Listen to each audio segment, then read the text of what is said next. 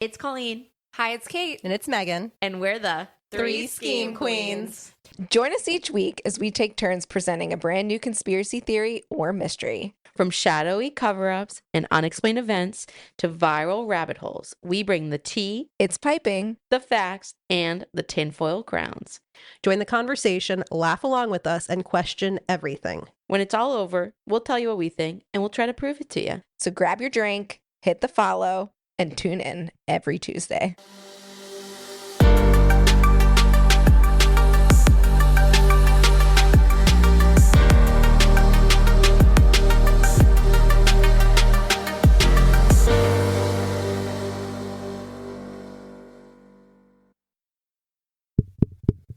Is this thing on? Hey, Welcome. Welcome back to the Three Scheme Queens. We're back again. I hope you enjoyed our last episode on the scientists. Yeah, this week We're getting sciencey again. we're getting sciencey, but we're getting away from true crime and current events. Is there anything you want to yap about? No, because we're not allowed to talk about the weather. And you know what? You can't sing and you can't talk about the weather. And we She's can't. taking away our rights. Yeah. Anyway, it's almost my birthday. As a matter of fact, I believe this episode is coming out the day before Kate's birthday. So Oh. happy birthday. Happy Please, birthday. Everybody have a Leon. tequila shot. So yeah, that's the big event is happy birthday to our birthday girl over here. Yeah, birthday girl. Taurus. Taurus. We love Tauruses. Mm-hmm. Earth signs. You know? Stubborn. Love an earth sign. So is it time for our Drink check. drink check. in honor of Kate's birthday?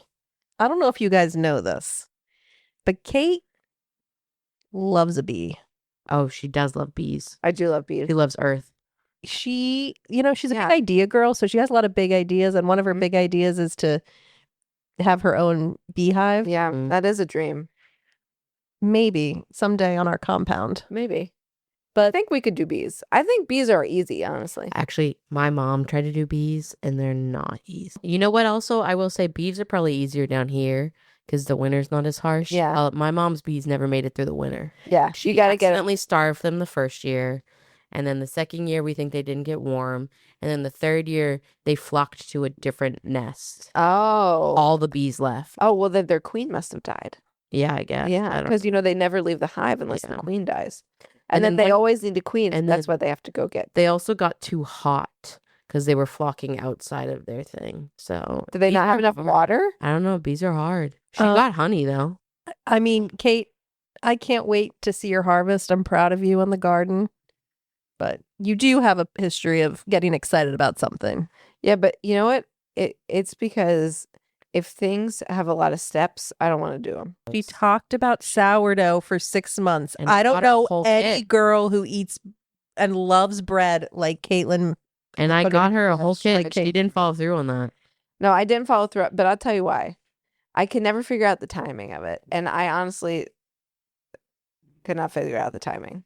In my opinion, the idea of sourdough, which now I have a sister You've got a wife. dealer now. So I've got a sister wife who makes a sourdough. We've got a for me. bread dealer. Yeah. We follow the crumbs, if you know what I mean. Yeah. But the idea of sourdough is what drove me. well, Process was too much. yeah. But the point of all of this was Hold on, to I say- do want to say I made one loaf of sourdough. A brick. It was not well done, but it was a loaf, which means I did have follow through. And then I decided I don't want to do this. yeah. Okay, that's follow through. She had unfed Like, starter for like a year and then she just threw it out. Well, yeah, because it had like a lot of what is it The called? hooch. The hooch on it. And I Yeah. was Mix like, that back in. You can save it, but Yeah. I think Kate had determined this was not going to be her new hobby. yeah. So anyway, it's Kate's birthday. We have a 1920s themed episode. So we're combining those for our drink check and we're having a Prohibition era bees knees.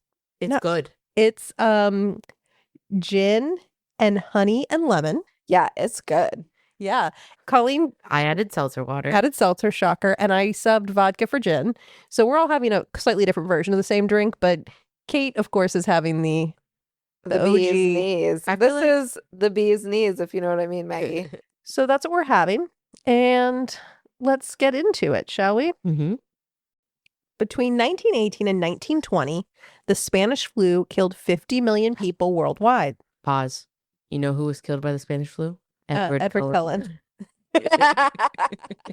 This pandemic arrived on the heels of World War I, Mm-hmm. and between the two events, nearly 5% of the world's population was killed. But there was also another pandemic occurring, one that is less well known and less frequently talked about, and that remains a mystery to this day. At the same time. In the winter of 1916, in Europe, people were seeking medical attention for general malaise. Oh.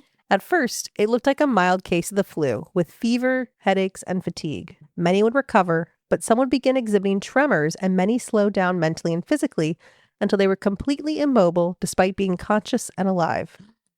The symptoms presented on a spectrum, but patients sometimes experienced lethargy or even obtundation, paralysis of eye muscles, rigid muscles, frozen posture, loss of speech, and sudden immobility. In some cases, the progression was overnight. In others, it took weeks to months.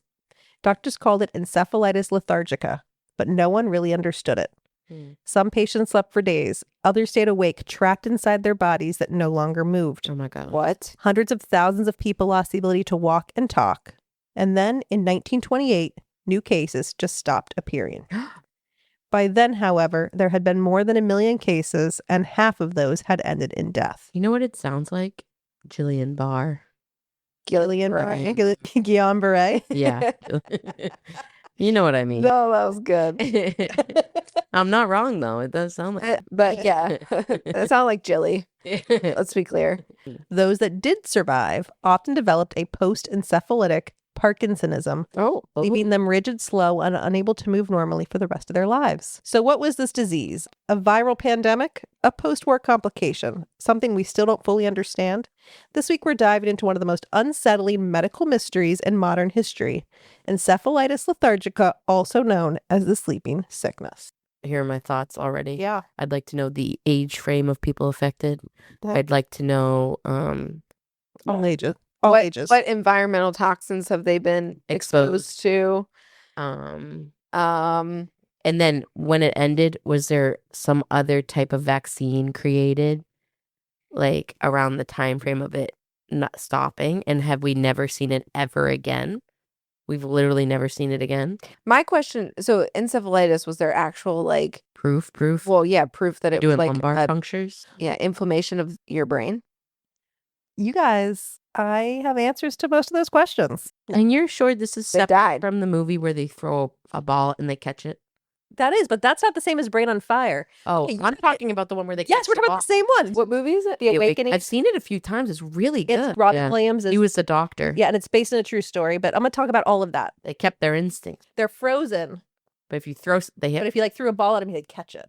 Wow, that's It's like so reflex. interesting. Okay. Yeah. Okay. But we're getting ahead. Okay. I know what this is. So Okay. really what this disease led to was like people being what we say like locked in, which My we see biggest fear. now. It's my biggest fear. Yeah, Yes. my biggest We fear. see that with like when people get like chiropractic adjustments or whatever, they get posterior circulation strokes and then they're completely locked in. So their brain is fully functioning, but they are like completely paralyzed and often maybe can move their eyes and that's it. Yeah. Okay. So the disease in of itself, that it's like they're statues and locked in, that enough is terrifying, right? Yeah. That would make it a podcast worthy, creepy discussion. Right. But on top of that, we don't know what caused it. Yeah. It was like a post-viral syndrome. Like, That's a question. Was it Yeah. somehow related to the Spanish flu? Because it seemed to be around the same time as the Spanish Right. flu. All these people also have the flu. Okay, these are all great questions I'm going to get to. did everyone have Epstein-Barr?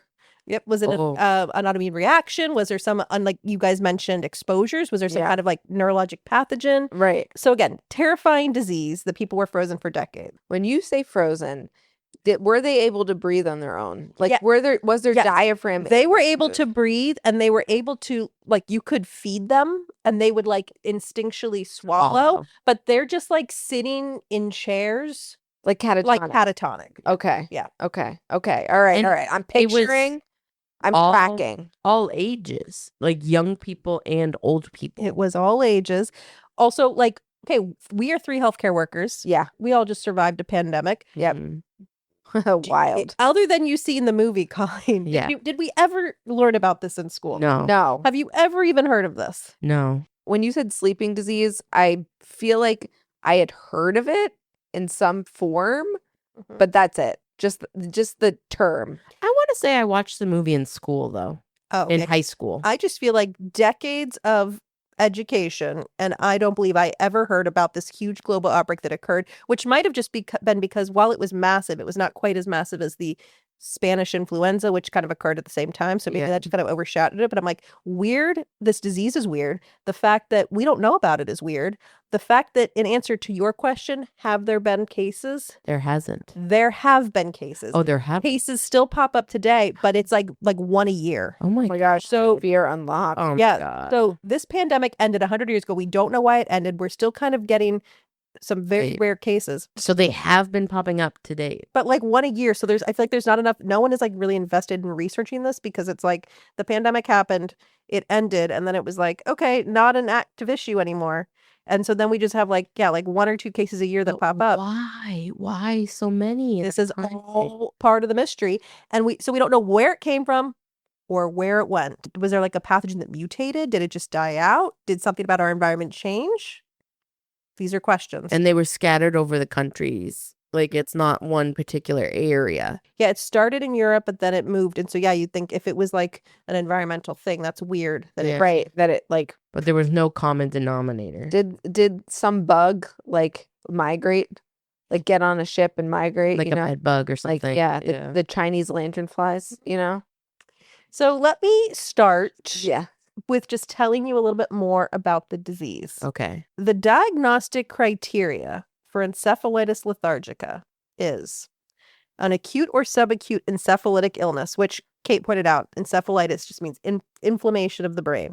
So many things can cause inflammation. An acute or subacute encephalitic illness, which has as part of its clinical picture at least three of the following: signs of basal ganglia involvement, oculogyric crises, ophthalmoplegia, obsessive compulsive disorder, akinetic mutism, central respiratory irregularities, and somnolence and or sleep inversion. So these people might have had like Basal ganglia is gait. Right? like balance and Yeah. and like level of consciousness. It's sort of like your deep. So your level of consciousness, your gait issues, nonverbal, eyes aren't moving. Could they blink? So sometimes they could have, which also that's like when you're locked in from like a posterior circulation stroke, you can have vertical eye movement and that's it.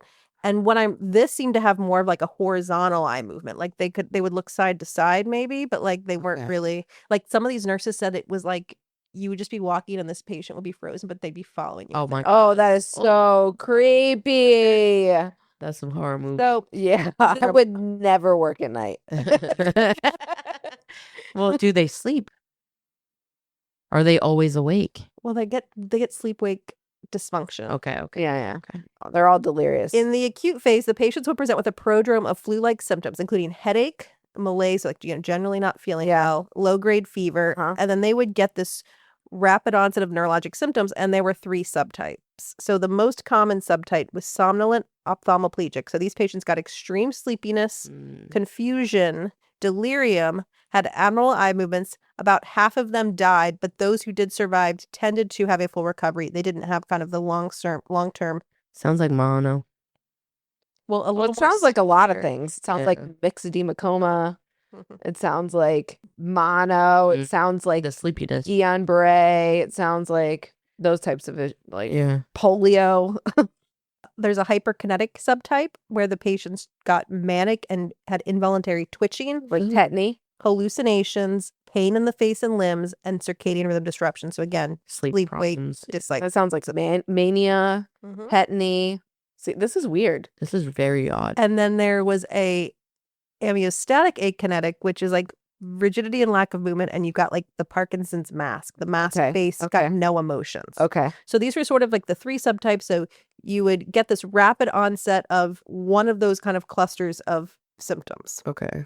And then many of these patients would recover, but some would develop a chronic version of the disease called post-encephalitic Parkinsonism. Which is what these patients had.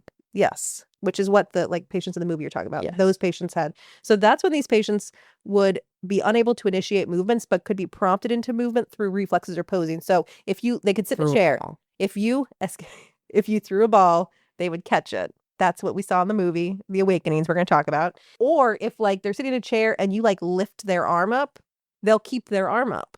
Oh. Hmm. They said you could put them like in an uncomfortable position and they would like hold it, but they wouldn't initiate the movement Oh my themselves. God, I hope nobody abused that. So they called that waxing flexibility. Some patients develop psychiatric conditions and personality changes, with pediatric patients especially prone to psychosis, because you asked age range. All ages Everybody. got this. Patients typically entered this chronic phase 1 to 5 years after the acute phase. So imagine you have this syndrome. You have gone through this like one of these phases, right? You recover.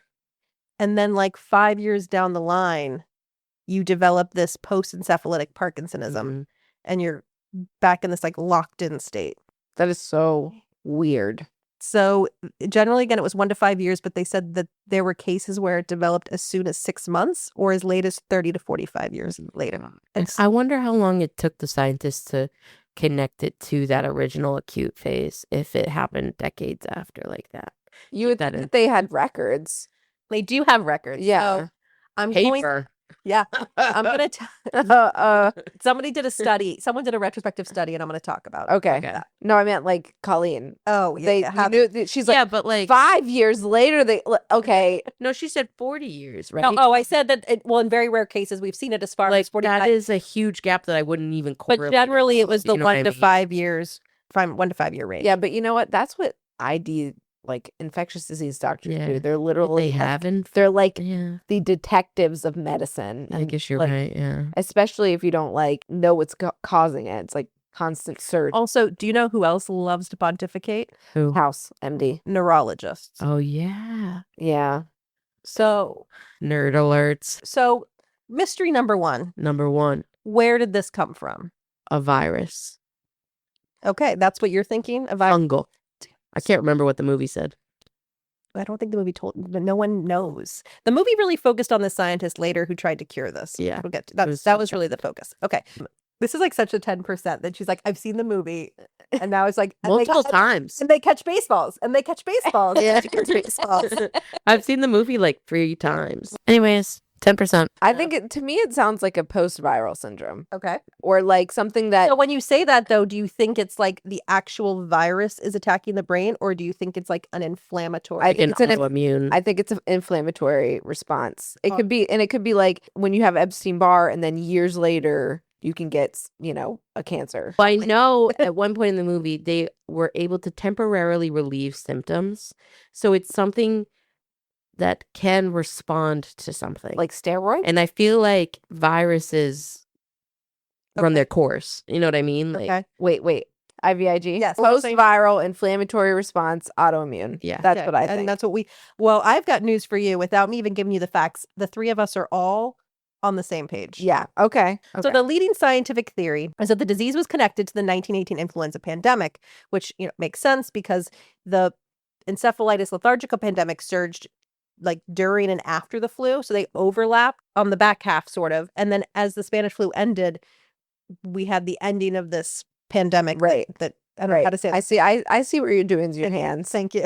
She's drawing the waves. I'm trying to Wasn't make a even paying timeline. Yeah. The prodrome of flu-like symptoms was suspicious too, right? Because like I said, most of these people reported having like a fever, malaise, and then But they that's got this. that's like an inflammatory response. Yeah, you're right. Yeah.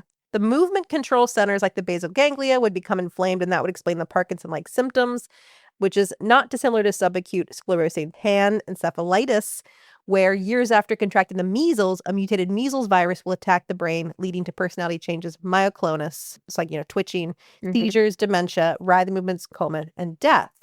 But scientists have never discovered the influenza virus in the preserved brain samples from patients. So they've actually Okay. gone back and looked, and they couldn't find that. So that's like kind of the one theory is like the infection from the Spanish flu later on infects the brain. Yeah. right. Okay. Right. But again, we have no proof of that. A newer theory is what we all think, autoimmune related. Mm-hmm. Right. So there are other recognized types of encephalitis today that are caused by the immune system attacking the brain. So the big one, the movie I thought you were talking about was Brain on Fire. Yeah. Which I've seen that too. And that's a great book. Yeah. I think I mentioned that on this podcast She before. gets treatment. Tetra. What is it called? Yeah, teratoma. Teratoma. So anti-NMDA encephalitis, which is what I thought on the pit when the guy had schizophrenia. That's what you thought he I had. thought he had this, and I still maintain that if I was writing it, I would have written it. That would have been way more interesting than just schizophrenia. Agreed. So a lot of these patients present like they're schizophrenic, and then when you go back, it is like an actual medical condition that is causing these psychiatric symptoms. Which in general, for the listeners, like whenever people come with psych symptoms, you always rule out any possible physical medical condition first. Correct. Like if you have depression symptoms, they're going to check your thyroid, things like that. Which they did do in the pit. They did an yeah. LP, a lumbar puncture on the patient before they diagnosed him with, and I don't think they ever said schizophrenia, but that's sort of what they ended up saying is mental health. Yeah. Yeah. So in 2007, this anti-NMDA encephalitis, though, was discovered. And usually what Kate was getting to, that these patients have some sort of teratoma, ovarian or testicular usually. Mm-hmm. So some kind of germ cell tumor. And that the germ cell tumors contain brain tissue, and it triggers the immune system to attack the NMDA receptors in the brain. And they attack themselves. And the NMDA receptors are like the primary excitatory neurotransmitter. So your immune system cranks up and tries to fight this tissue, which means it's also fighting your own brain. Yep.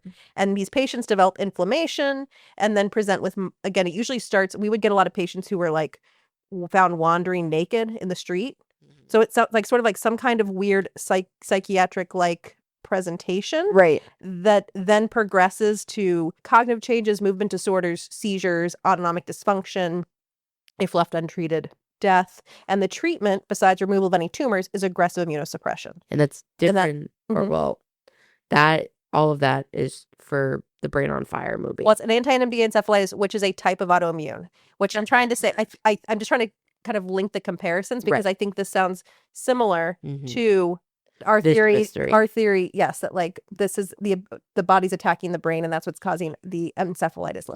Yes. And the treatment for anti-NMDA receptor encephalitis, like Kate mentioned, is you do like a lot of immunosuppression. So you give IV immunoglobulins, you do plasma exchange where you filter the blood. Right. And you do very high doses of steroids, and then a lot of times you put them on like biologics, Right. That's a general autoimmune treatment. Don't you have to remove the... Yeah, if they have it. Yeah. I've also seen a lot of cases of ADEM, which is, we see this a lot in kids, but it's the same thing. It's a post-viral encephalitis where, again, this hyperactive immune response from a previous virus causes demyelinization. You get this acute disseminated encephalomyelitis. You get inflammation of the brain. Patients present with memory loss, personality changes, seizures, severe fatigue. Again, treatment for these are all like, let's turn off the body's immune response. Right. Again, I think this feels very similar. So it's possible that these patients had the Spanish flu, and it wasn't that the Spanish flu infected their brain. It's that they had this over-the-top response that led to an attack on the brain. Right. It's unlucky. The problem with this theory, though, is that the tracking, if you track the outbreaks of encephalitis lethargica and you geographically, and you track the outbreaks of the Spanish flu, there's no overlap. So these people weren't getting the flu. It's not. It wasn't like everywhere we see the flu, a year later we saw encephalitis lethargica. But that didn't happen. No. So was there any pattern? Colleen, that was such a good question. In answer to your question, I told you that there's still kind of modern cases popping up, right? Right. So researchers looked at 20 modern cases. They found that out of these 20, 13 had strep antibodies indicating a recent strep infection, and almost all of them reported a sore throat. So were they all having like a strep outbreak? Hold on, there's a question I have. Uh-huh. There's a case in kids that when they get treated with antibiotics, is it strep? Well, They get treated with the penicillin, and once they get the penicillin or amoxicillin or whatever they get, it's like they have this hyperactivity, Hoynes syndrome, characterized by severe agitation, confusion, visual and auditory hallucinations, and fear of impending death has been reported after penicillin G procaine administration in children. New fear. Well, you're not a child. No. New fear. Why did I know that? Oh, and then PANS or pandas. Oh, I know pandas. Yeah, some children develop acute onset neuropsychiatric symptoms, including mood changes, anxiety, OCD, and behavioral regression following infections, particularly strep infections. This syndrome is termed pediatric acute onset neuropsychiatric syndrome, PANS. But pandas is like that. But it's, these kids get... Again, with strep. And you can eat them as an adult, but it just is more often seen in children. Okay. Strep causes scarlet fever. Yeah, That's strep why is they no get these good. long. I've had strep before. Am I going to get this? So yeah, strep is no joke, guys. Take your antibiotics. Take your full course. That's why we don't mess around with Yeah. sore throats. You got a sore throat in a temp, you better go get swabbed. Period. There's a theory that this was just a virus, but not the influenza virus, its own separate virus that is now extinct. So maybe That's what I'm something thinking. that circulated in the 1900s, hid in the body for years before slowly destroying the brain and causing bizarre behavioral movement symptoms, because we have CJD, Creutzfeldt-Jakob disease, which was a prion disorder where the proteins are misfolded, leading to neurodegenerative symptoms like memory, behavior, coordination, vision, auditory issues. Mhm. Yeah, I was thinking prion disease, but Should you go- would be able to see that in the brain, right? Yes. Yeah. I've looked at brains now. It Yeah. progresses to dementia, weakness, coma, and death. Yeah, it feels like the book we read. What was the book we read? Yeah, it did feel like the book we read. The line between. Yeah. Yeah, Why did we read that book? No, we read we read the book. Why? because she said I was on Don't read the vacation and book. I said I need a book suggestion. It was The meh, first book was better than the second book. but pretty much the premise is I have FOMO. that in this book, someone in Alaska eats brain. He's like a cattle guy who eats brain. Oh, Affected by mad cow prion, he disease. doesn't know it. But then the issue is that he goes and gets surgery. They aren't disinfected for the prion, so then it's spread through the hospital, and then it become like a zombie apocalypse. And This anyway, was real? no, this was a novel, a dystopian novel. And then you guys had mentioned before we all jumped to autoimmune, your first thought was environmental exposure. Yes. Yeah. right? So the thought was, World War I had just ended. I'm thinking chemicals. Yeah, dur- biowarfare. Yeah. During and after the war, were people exposed to chemical weapons, industrial toxins, heavy metals, and new pharmaceuticals? Or did massive exposure to toxins trigger neurologic damage or immune reactions? You know what, though? I don't think that theory works because U.S. wasn't a part of World War One, right? Yes, we were. We were a part of it. We didn't end it like we ended World War II. But we started World War II by ending World War One. Yeah. Where would the chemicals be in Europe? You know what I mean? Well, we were in Europe fighting. But children weren't. Old Oh, people weren't. You're right. You know what I mean? Like Mhm. they wouldn't have, it would make sense for a whole bunch of young men to be the main population, but they weren't. It's the airplanes, chemtrails. Chemtrails. Yeah. Chemtrails. Well, I think we've kind of touched a little bit on how this was very kind of Parkinson's-esque. Yeah. Parkinsonian. Except, Yeah. yes, it's really more Parkinsonian is the term we should use because it was not Parkinson's disease. But similar presentations. Yep. It was a more rapid, more severe Mhm. presentation than what you would typically get with Parkinson's. And Again, young people. exactly. Parkinson's usually in older people. But if we look at Parkinson's, because there were similarities, we know 15% of Parkinson's disease is caused by hereditary gene mutations. Mhm. And the rest, we believe, are associated with exposure to environmental risk factors like pesticides, rural environment, consumption of well water, exposure to herbicides, and exposure to dry cleaning chemicals. Mm. And did you guys know that caffeine and tobacco have a protective mechanism against Parkinson's? So we're drinking coffee, we're good. Yeah. And tobacco, say And head less. injuries? Isn't CT and Parkinson's correlated? Let me open my open evidence. This is my Okay. favorite app. Am I right? Oh, you are right. They're Oh. strongly correlated with Parkinsonism occurring in approximately 25 to 30% of individuals with CTE diagnosed on autopsy, particularly those older than 50 years. Yeah. Look at you, Look Colleen. I only That is a fact. reference that. Yes. So those are kind of the theories about where it came from. But as I mentioned, like while we have these random cases now, Mm. the last survivor from that original pandemic died in 2002. Were they still frozen? He had contracted the disease when he was 11. He lived in a facility in near Catatonia for over 70 years. So there's just like not a ton of interest. It's kind of like it happened, it went away, and now people are like, this is not what we're going to invest all our money in researching, right? Because it. I'm shocked he Okay. lived so long without getting like pressure injuries. Okay, you guys wanted to know about. Did anyone just go back and look at this and find connections, right? Yeah. You asked that. It's called a retrospective study. A retrospective analysis. Yep. You are correct. Mhm. And in 2024, one of those occurred. Where? What university? They took, well, it was like within a single center in England where that used to house a lot of these Oh. patients. They took care of Okay. these patients. And so physicians looked at case notes from 1918 to 1946, and they compared 614 cases to 65 controls. And they noted that about 32% of the patients had a febrile prodrome in the year preceding their illness. So almost a third of patients had a fever before, but not all, only a third. Oh, okay. They found that only 37% had a case of the flu documented. Mm. So if we were like this, again, trying to be like, did they all get the flu and then get this disease?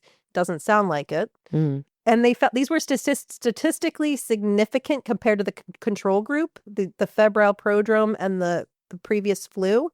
But again, about 2/3 of patients didn't experience these things. So that's, Weird. hard to say this caused this. Right. They could not find any evidence of a common exposure, but they did compare. They looked through like what all these patients experienced. And I'm going to preface this by saying, you guys asked about lumbar punctures.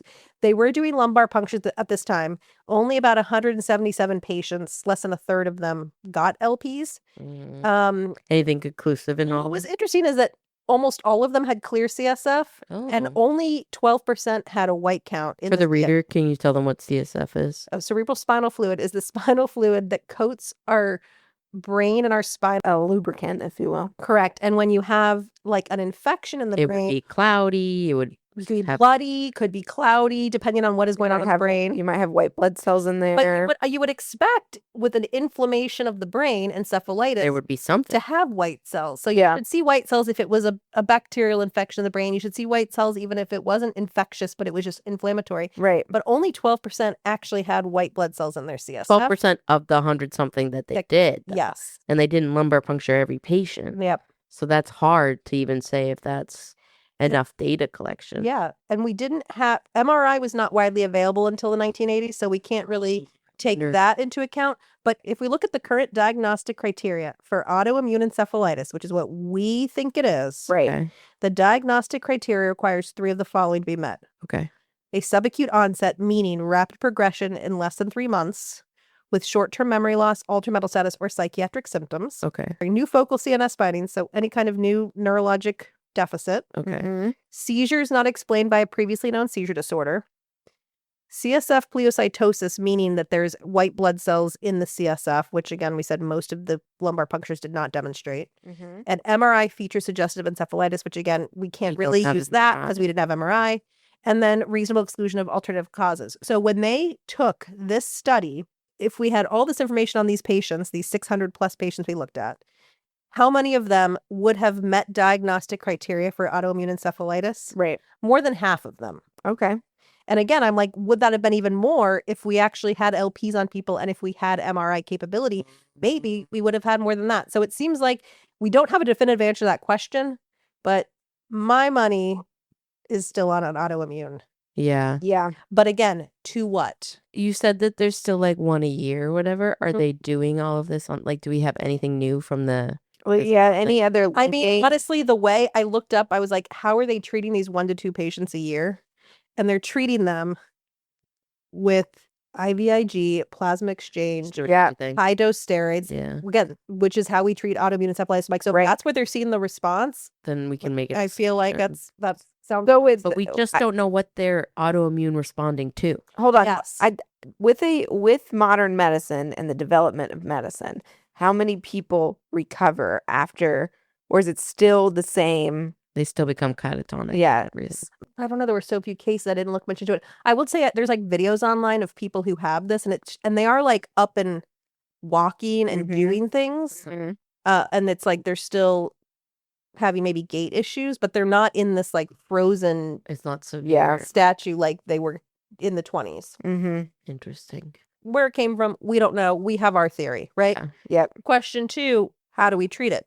So in the 1960s, as I mentioned, a lot of these patients now were 40 years, 30 years out from this pandemic, but there were a lot of these survivors who remained hospitalized and they filled entire wards for decades. Yeah. Neurologist Dr. Oliver Sacks began going into these wards. So This is where the movie comes. yes, he said they would be conscious and aware, yet not fully awake. They would sit motionless and speechless all day in their chairs, totally lacking energy, impetus, initiative, motive, appetite, affect, or desire. They registered what went on about them without active attention and with profound indifference. He described them as being ghost and zombie-like. Oh, that's so sad. In 1966, he had moved to New York and was working at Beth Abraham, which sounds like was like a rehab, like a long-term Mhm. care facility in the Bronx, and they had 80 chronic patients who had been suffering for decades. He wondered if new developments in Parkinson's management could be utilized in the encephalitis lethargica population. Because they had such Because- Parkinsonian symptoms. Exactly. Now, Parkinson's, again, we're talking about not encephalitis lethargica, but actual Parkinson's disease, is a neurodegenerative disease in which neurons or nerve cells in the brain slowly break down and patients develop tremor, bradykinesia, where you get like really slow movements, muscle rigidity, gait and balance issues. They have difficulty with memory, language, and reasoning, mood disorders like anxiety and depression, dysphagia, so difficulty swallowing and chewing, and dysregulated sleep. So when researchers looked at the brains of deceased Parkinson's patients, they discovered they were deficient in dopamine, which makes sense since the neurons that produce dopamine were being destroyed. Dopamine is a neurotransmitter that aids in communication between nerve cells. So researchers wanted to supplement dopamine into these patients, in these Parkinson's patients, and see if they got better. But dopamine administered to patients could not cross the blood-brain barrier. So they said, I wonder if we could give dopa, that's like the precursor to dopamine, to these patients. If we give to them, are we going to see a benefit in Parkinson's patients? Levodopa. Exactly. And so that's how the drug L-Dopa or levodopa, they started giving that first to animals in the 50s, and they saw a benefit. And so this was life-changing for Parkinson's patients. And Dr. Sachs is like, I wonder if it'll make a difference in this population. Exactly. He selected an experimental group of 6 patients. He gave 3 of them levodopa, and then we had a control group who received a placebo. And he administered the medication for a 90-day observational study.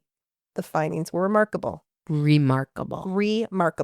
The study group woke up, moving around, with many of them speaking and walking for the first time. Wow. Were And they like... And that's why I'm like, really, these people didn't have like muscle atrophy? and they had memory. Yeah. Like it proved that they were in there. Yeah. Yep. I said, healthcare must have been better in the 60s than I imagined if these patients could walk after 4 years. That's It probably was. It was better. He started giving it to other patients, and while they had initial improvements, he noted that over time they required increasing doses to receive the same results, eventually developing side effects and relapsing. So there's a book you can read, The Awakenings. There's a film that Colleen and I watched. Robert. It's great.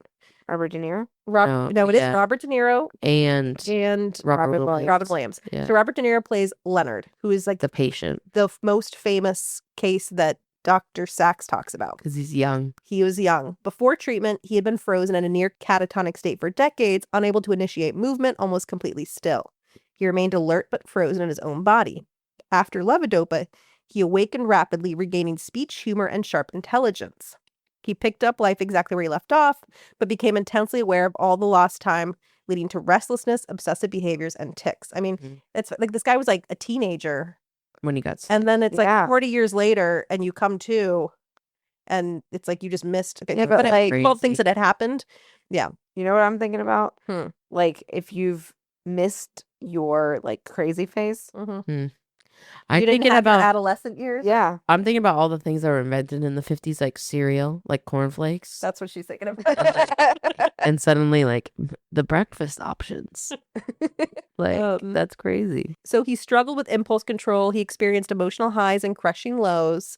And eventually his condition deteriorated as side effects worsened. The drug lost effectiveness. Also, levodopa makes them feel high. Like, I mean, dopamine is also... It's the happy drug. Yeah. Yeah. Rose R. was passive, almost entirely withdrawn, with minimal movement or expression. After levodopa, she became lively, expressive, even joyful, with a strong personality. She became overwhelmed with the passage of time. As the drug's effectiveness fluctuated, so did her condition, and she would cycle between clarity and immobility.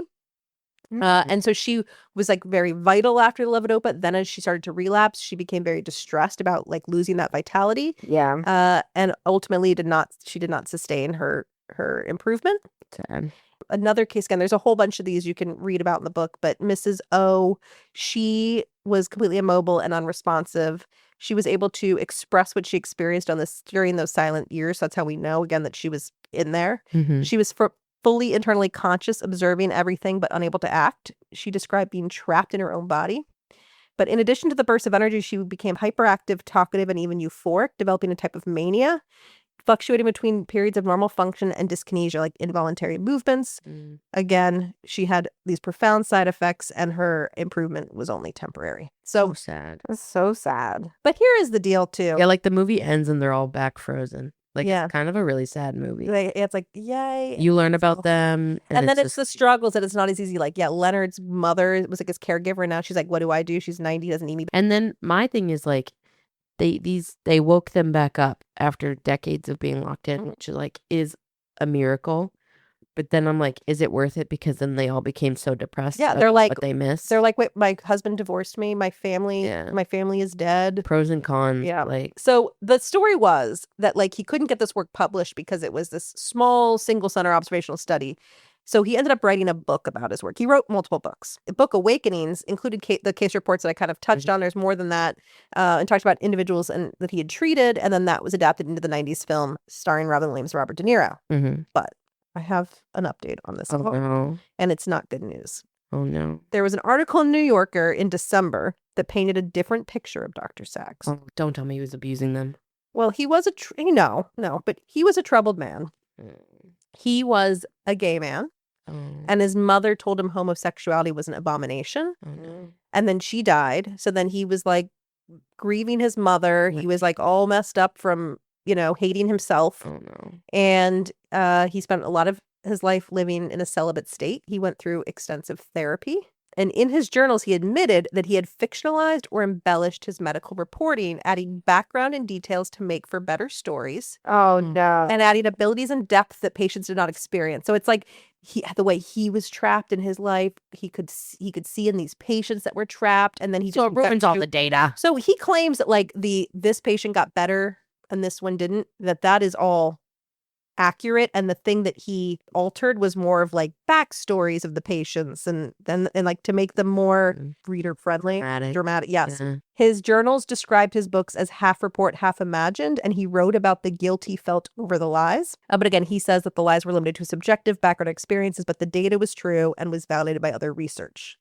This article also revealed that again in his attempt to like paint these pictures of these patients in like a way that we all want to read and root for them, he made Leonard this like young kid who was like this really great guy, and as a child was like turned into this statue. But Leonard was not a good guy. Oh, no. Because after the levodopa woke him up, he wrote an autobiography and he talked about his childhood before getting sick, and he bragged about having raped his cousin. No. And girls that he was That is babysitting not in the movie. back in the day. Yeah, so I'm like, Oh not my very God. endearing guy that Robert De Niro portrayed. in the Imagine movie. waking up after decades of being in a catatonic state only to think you're flexing. Yeah, well, to be like, it's like you missed. No, Like, I'm sorry, go to hell. But you missed the beginning of like women are people, Right. Yeah. and you're still, Holy- and you think that you're gonna write a book and be like, people are gonna think I'm BA, that I raped the little child I was babysitting, instead of Oh just being like, God. maybe you're better off locked in, sir. Right. Lock him back up. Yeah. So that's kind of what I have. There is one weird mystery I want to add, but as far as so where it came from, No idea. I mean, we all I mean, agree. we think it's a post-viral syndrome. Yes, Yeah. but we don't. But we think there was some. Do we think it was like they all got, or some kind of post-infectious? Like Do we? right. They all got. Are we thinking they all got strep throat, and then got this? Are we thinking? But then, even if you say that, why people get strep throat now and they don't get this? I know. But we're stronger now and we get treatment. But like before that, this wasn't happening. After this, it wasn't happening. It was just like this window. I guess the issue would be like, I'm like, yeah, my money is on this as an autoimmune response to something, but how was it a pandemic? Like, when you don't get autoimmune pandemics. No, It's that is gotta be weird. some kind of The cause was that acute etiology. the cause Right. was a pandemic, but we don't know what. I'm surprised Colleen has not brought up that this could be like a psychiatric. I've been waiting for her to say, were they all? Sounds so clear that they are reacting to something. Yeah, I thought she was going to be like, were some of these people faking it? Was a lot of this like psychosomatic? Yeah. Were it was a traumatic time, and maybe they were Yeah. predisposed to psychiatric issues. I don't know. I really also thought that's where Yeah. I was going to go with. Yeah. I mean, they're locked in. That is not like a mentee bee. Mm-hmm. Well, Well, I mean, catatonic. yeah. That's kind of like A lot of these people were in Catatonic with sick- reflexes. You can't fake that. Okay. So yeah, such a mystery still on what caused all of these to happen. Now, just something interesting to add to this story, because we like a good mystery. We like a good conspiracy theory. So do you remember in our Hitler Argentina episode, Oh no. we talked about how Hitler likely had Parkinson's? Yeah. And we said, we all agreed, we didn't think that he made it to Argentina, and if he did, Yeah, certainly because didn't he live had- long because because he was on all those meds. Yeah. Well, there is evidence that maybe he didn't have Parkinson's. Maybe he had Yes. encephalitis lethargica. So the evidence is that his symptoms started as tremors in 1923. He had like left hand tremors and he would hide his hand in like his pocket or behind his back. But he was only 34, which is really too young Really? for Parkinson's. I mean, it would be like early onset It would be Parkinson's, like but Michael it's J. Fox. very rare. Yeah. Very rare. In the 1940s, he had rapidly progressed and was hardly ever seen in public. And there were documents of abnormal eye movements, which would be consistent with encephalitis lethargica. So did he have encephalitis lethargica? That's just like an interesting question. And then Woodrow Wilson, he went to the 1919 Versailles Peace Conference. We're trying to wrap up World War I, right? They said that he got sick while he was there. And then he started having weird personality behavioral issues. So when he had gone into the peace conference, he was like, I don't want any reparations from the Germans. Like, we need to just end this war without any bad blood and move on. And then after he got sick at this peace conference, he flipped. He ended up voting to approve or to enforce harsh punishment on the Germans, including accepting blame for World War I, paying massive reparations, and shrinking military losing territory, which led to German resentment and economic collapse, thereby allowing for the rise of Hitler, which then led to World War II. Oh my So God. one of the theories, like, why did this guy who was Woodrow Wilson was like, we're not going to come down hard on the Germans. Right. And then all of a sudden he gets sick, he flips, and he has behavioral and personality changes. And so some people are like, did he have this? And is that what caused him to change his mind and led to World War II? Wow. So those are weird mysteries. Yeah, that is a weird mystery. Sounds very conspiratorial. Yeah. Anyway, that's all I have. Again, I just think it's interesting that like we don't really talk about this. It was a whole pandemic And nobody and got it. we still don't know why it started, why it ended, and what exactly it is. But it's terrifying that people spent decades locked in psych hospitals, you know? Crazy sauce. Anything else anyone wants to say? No, again, they still don't know what causes it. Huh? Is it a tick-borne illness? Oh, good thought. There's probably an infectious disease doctor out here who's thought about that. Well, you Good know thought. what? Also, we'll find out if there's a resurgence now that we have more ticks from the Lyme disease vaccine. Yeah. So it said the current cases are being treated with immunosuppression, so IVIG, plasma exchange, high dose steroids, and then also levodopa, just like Dr. Sachs did. Well, And again, I don't know. I think we see like again, I've seen videos of patients like rehabbing from this, right. and they look better than locked in, but they still have a gait issues, that kind of thing. But I just feel like with an N of 1 a year, Right. I don't know if we can really It's say hard to like, study. oh, we're treating these patients and they're getting better. Right. No other thoughts from you? No, I just think the movie's good, but now I'm tainted knowing that he was an awful person. Yeah. Not Robert I Williams. mean, not an awful person. He just He had just- issues. He just raped his cousin. no, he you're just- you're talking about Leonard. Yeah. I thought you were talking about Dr. Sachs. I'm like, Dr. Sachs, No. I think just got a little bit, had just a flair for the dramatics maybe, and had a Oh, Leonard. rough life. But yeah, Leonard, again, yeah, I feel less bad that Leonard relapsed and ended up locked back in, Okay. Well, something a little different. I just thought this medical mystery might speak to our It's a good strengths, one. Guys, just a reminder, don't forget to check out our Facebook and Instagram pages at 3 Scheme Queens. That's the number 3 Scheme Queens, all one word. We're also on Reddit, same username. If you want to check out our website, go to 3schemequeens.com and you can find links to our social media accounts, our Buzzsprout page, all of our episodes, additional content, and our contact page where you can engage with us and share any updates on the topics that we have discussed. Let us know how we're doing and what you want to hear next. There are also opportunities to financially support us with links to buy us a cup of coffee and links to our merch store. As always, if you choose not to financially support us, we appreciate the follows, the downloads, the listens, the likes. Kate, what should the people do? Yeah.